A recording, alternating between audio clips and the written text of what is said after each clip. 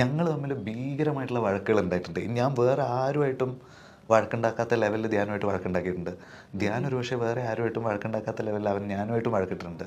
പക്ഷേ എന്തൊക്കെയാണെങ്കിലും അതൊരു കാലം വരെ ഉണ്ടാവുള്ളൂ. അത് കഴിഞ്ഞിട്ട് നമ്മുടെ ഇടയിൽ ഞങ്ങൾ ഡെയിലി സംസാരിക്കുന്ന ആൾക്കാരല്ല, ഡെയിലി കമ്മ്യൂണിക്കേറ്റ് ചെയ്യുന്ന ആൾക്കാരല്ല. പക്ഷെ ഒരു സാധനം അതുണ്ടല്ലോ, അതുണ്ടാവുമല്ലോ. എനിക്കൊന്ന് ദേഷ്യപ്പെട്ടേ ഞങ്ങൾ ആരും കണ്ടിട്ടേ ഇല്ല.